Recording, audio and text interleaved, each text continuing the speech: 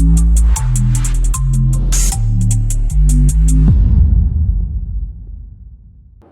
ભાજપ પ્રદેશ પ્રમુખ સી.આર. પાટીલને જળશક્તિ મંત્રાલયના કેન્દ્રીય મંત્રી બનાવાયા છે, જેથી સુરતમાં જળ સંચયની કામગીરીમાં ઉછાળો આવ્યો છે. જળ શક્તિ અભિયાન અંતર્ગત ગ્રાઉન્ડ વોટર રિચાર્જ સહિતના કાર્યક્રમો યોજાઈ રહ્યા છે. સુરતમાં સી.આર. પાટીલના હસ્તે એક પછી એક કામગીરી કરવામાં આવી રહી છે. આજે શહેર પોલીસ હેડક્વાર્ટર્સ ખાતે ગ્રાઉન્ડ વોટર રિચાર્જ કાર્યક્રમનું આયોજન કરવામાં આવ્યું હતું. કેન્દ્રીય જળમંત્રી સી.આર. પાટીલની અધ્યક્ષતામાં કાર્યક્રમ યોજાયો હતો. કાર્યક્રમમાં ગૃહ રાજ્યમંત્રી હર્ષ સંઘવી, રાજ્ય સરકારના મંત્રી મુકેશ પટેલ પણ ઉપસ્થિત રહ્યા હતા. ઉપરાંત સુરત શહેર પોલીસ કમિશનર, પોલીસ અધિકારી કાર્યક્રમમાં ઉપસ્થિત રહ્યા હતા. જળ શક્તિ અભિયાન અંતર્ગત રેઇન વોટર હાર્વેસ્ટિંગ કાર્યક્રમનું ખાતમુહૂર્ત કરવામાં આવ્યું હતું. આગામી દિવસોમાં અલગ અલગ પોલીસ લાઇનમાં રેઇન વોટર હાર્વેસ્ટિંગ સિસ્ટમ ઊભી કરાશે. મહત્વની વાત છે કે રાજ્યમાં સૌપ્રથમ પોલીસ મુખ્ય મથક ખાતે આવો કાર્યક્રમ યોજાયો હતો. જળ સંચયને લઈને વધુ એક કાર્ય થયું છે. જળશક્તિ અભિયાન હેઠળના કાર્યક્રમમાં સી.આર. પાટીલે હાજરી આપી હતી. વોટર રિચાર્જિસ સિસ્ટમના પ્રકલ્પ ભૂમિપૂજન કર્યું હતું. ઉધનાના સ્થિત છત્રપતિ શિવાજી સંકુલમાં આયોજન કરવામાં આવ્યું. જળશક્તિ અભિયાન હેઠળ પ્રકલ્પનું ખાતમુહૂર્ત કરાયું હતું, જેમાં સુરત સાંસદ મુકેશ દલાલ પણ ઉપસ્થિત રહ્યા હતા. કેમેરામેન સેનિલ વિરાણી સાથે વિશાલ છેટા, માનવ પ્રભા ન્યૂઝ, સુરત.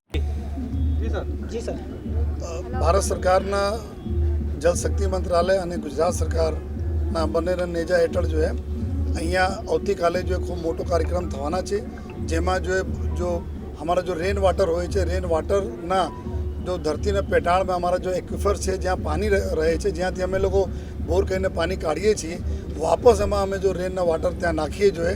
આ આશયથી જો કાર્યક્રમ હેઠળ આવતીકાલના અનુસંધાને આજે અમારા પોલીસ મુખ્ય મથકમાં કમ્યુનિટી હોલ ખાતે જો એક બોર કરવાના જો અત્યારે જો મુહૂર્ત થયા, જેમાં ખાસ કરીને અમારે जो भी बारिशના પાણી અહીંયા થાય છે, જો છતો ઉપર આવે છે, એના બધા કનેક્ટ કરીને અમે લોકો બોર ઉપર લઈ આવીએ છીએ. બોરના માધ્યમથી નીચે જો અમારા ધરતી ઉપર જો અમારા પાણી રિચાર્જ થશે જોઈએ.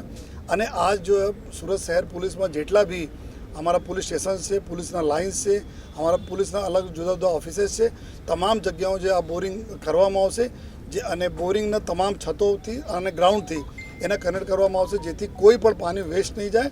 આ તમામ પાણી અમારી ધરતીના અંદર જાય. જેટલા બી અમે એક્સટ્રેક્ટ કરીએ છીએ ટ્યુબવેલના મારફતે, બોરિંગના મારફતે, પંપના મારફતે, એટલા અમે લોકોના જવાબદારી નિભાવીશ કે એટલા જ અમે લોકો પાણી વાપસ ધરતીમાં નાખીએ. અને માનનીય ડીજી સાહેબના બી તરફથી એવા એક સૂચનાઓ જારી થઈ રહી છે, જેમાં સમગ્ર રાજ્યમાં બી આ પ્રકારના કાર્યવાહી જો ચાલુ કરવામાં આવશે. એક આ બહુ ટેસ્ટેડ મતલબ આ ફોર્મ્યુલા છે કે જ્યાં પાણી અમારા બધાને ખબર છે કે અત્યારે તાપી નદીના કિનારે બેઠા છીએ, કેટલા પાણી દરિયામાં જતા રહે છે. અમારે અહીંયા અંદરના પાણીઓ જતા રહે છે, છત પર જો બારિશના પાણી થાય છે ત્યાં જાય છે.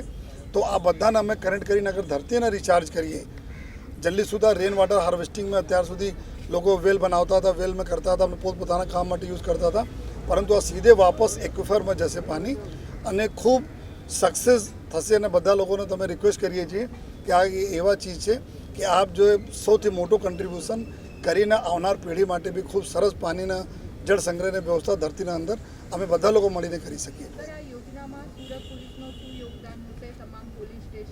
આ વિડિયોની નવી અપડેટ મેળવવા માટે સબસ્ક્રાઇબ કરો માનવ પ્રભા ન્યૂઝ ચેનલને.